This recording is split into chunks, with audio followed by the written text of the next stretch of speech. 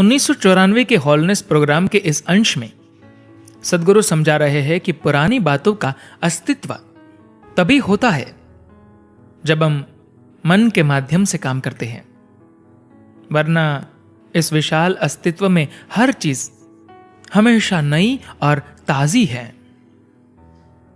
सदगुरु कहते हैं यह पूरा अस्तित्व हमेशा एकदम नया होता है। हर क्षण अस्तित्व का हर एक भाग जो आप देखते हैं वह मिटता है और फिर से बनता है। अस्तित्व में सब कुछ हर क्षण लाखों बार कुछ नहीं हो जाता है और फिर से कुछ बन जाता है। यही कारण है कि गौतम बुद्ध ने अनित्य जो सदैव नहीं रहता की बात की थी और आदि शंकर ने माया वह जो नहीं है की बात की थी। हर चीज वास्तव में होती ही नहीं। हर पल हर एक वस्तु समाप्त हो रही है, फिर से बन रही है, मिट रही है और फिर से अस्तित्व में आ रही है। ऐसा लाखों बार होता है। अस्तित्व हमेशा नया होता है। यह सिर्फ इसी क्षण में है। यह बनता है, मिटता है, फिर से बनता है, फिर से मिटता है। पूरी सृष्टि इसी सिद्धांत पर आधारित है। सारे अस्तित्व में सिर्फ एक ही चीज है जो पुरानी चीजें अपने साथ लेकर चलती है और वह है आपका मन। आप सब अपने मन के माध्यम से काम करते हैं, इसलिए सब कुछ ही पुराना हो जाता है, चाहे वस्तुएं हों या लोग।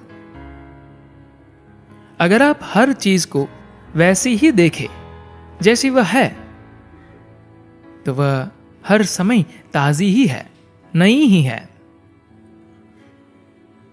हॉलनेस कार्यक्रम 1994 के पहले दिन जब कार्यक्रम में भाग लेने वाले प्रतिभागी आए तब भयंकर बारिश हो रही थी और कुछ लोग वापस जाने के बारे में सोच रहे थे।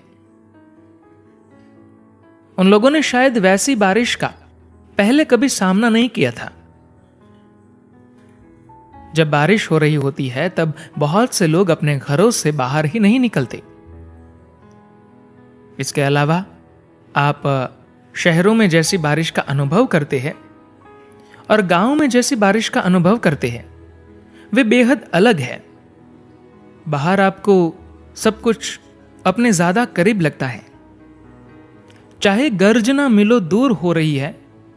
जब वास्तव में जबरदस्त तूफान आया हो तब जरा बाहर जाकर कुछ देर वहां बैठिए।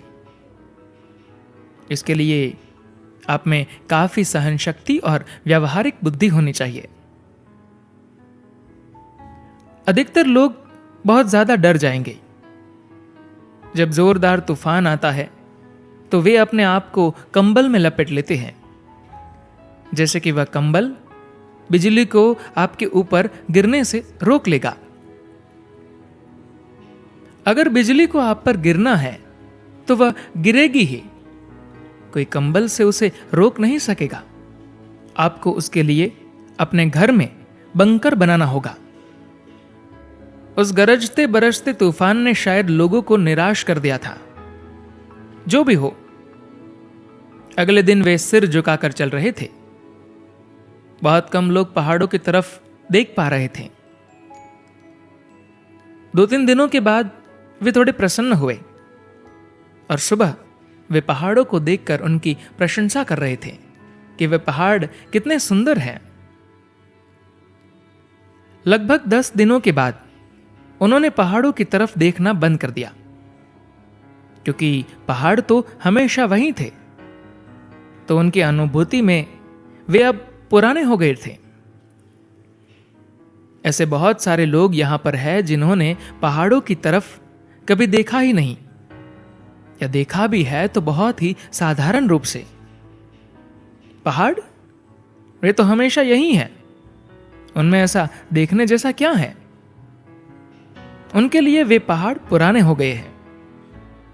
वास्तव में वे पुराने नहीं हैं, अब भी वे एकदम नए हैं। आप हर चीज को अपने मन की छलनी के माध्यम से देखते हैं, सिर्फ इसलिए आपकी स्मृतियां, आपकी यादें हर चीज को पुराना बना देती है।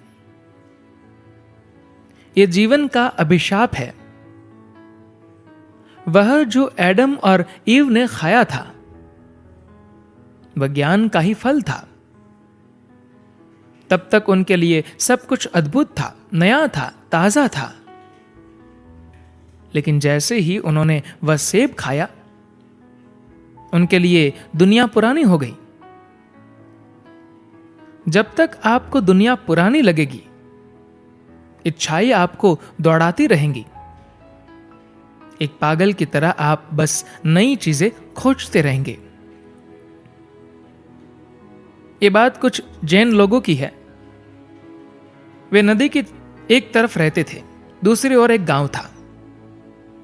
उन्हें नदी की दूसरी तरफ प्रकाश दिखता था, धुआं उठता दिखता था। वे लोगों को बोलते, चिल्लाते सुन सकते थे, पर उन्हें लोग दिखते नहीं थे।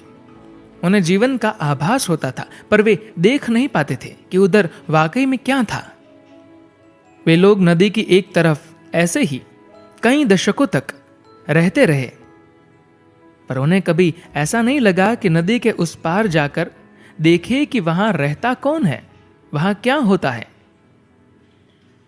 इसका कारण यह है कि सुबह जब आप उठते हैं तो आपको यही सब कुछ अद्भुत लगता है। किसके पास समय है कि कहीं जाए और कुछ खोजे? उनके पास रोज ही सब कुछ नया है। लेकिन मनुष्य चंद्रमा पर भी हो आया है, वह मंगल पर भी जाना चाहता है। लोग संतुष्ट नहीं हैं, क्योंकि उनके मन के लिए सब कुछ पुराना है। बस एक ही नजर काफी होती है। जैसा कि फ्रेंच लेखक और दार्शनिक अल्बर्ट कामू ने अपने एक पुस्तक में लिखा है, बौद्धिक रूप से वे आत्मज्ञान प्राप्त करने के बहुत नजदीक आ गए थे। इतना नजदीक कि वे पागल होने के कगार पर थे। उन्होंने स्वयं को जानने समझने के बहुत प्रयत्न किए। यदि किसी ने उनको ध्यान करना सिखाया होता तो वे एक अद्भुत आत्मज्ञानी जीव बन जाते। लेकिन उन्हें दीक्षित करने के लिए कोई नहीं था। अपनी पुस्तक द मिथ ऑफ सिसिफस में उन्होंने जो कहा है वह लगभग वैसा ही है जो हमारे उपनिषदों में, भगवत गीता में कहा गया है। केवल अनुभवात्मक गुण की कमी है। बौद्धिक स्तर पर उन्होंने सब कुछ देखा था, पर उसका उन्हें कोई अनुभव नहीं हुआ था। वे आत्मज्ञान के अत्यंत नजदीक थे, पर सही वातावरण न होने से और अपनी तार्किक सोच के कारण वे चूक गए।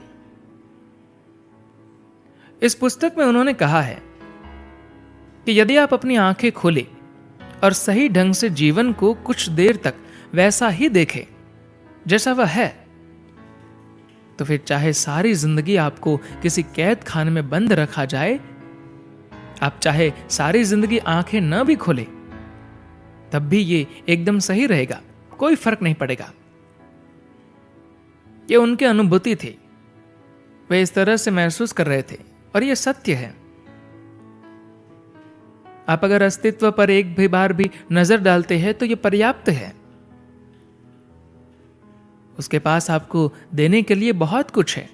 आपने जो देखा है, अगर वह काफी है, सिर्फ तभी आप सही मायने में ध्यान मग्न हो सकते हैं। सिर्फ एक बार आकाश को देख लेना पर्याप्त है। उसके बाद अगर आप अंधे भी हो जाते हैं तो भी एक बार जो आपने आकाश को देखा है वह आपको जीवन भर चला सकता है। अगर आप वाकई ग्रहणशील हैं, वरना आपके लिए हर चीज पुरानी हो जाती है, क्योंकि अपनी जागरूकता की जगह आप अपनी यादों के सहारे जीते हैं। धन्यवाद।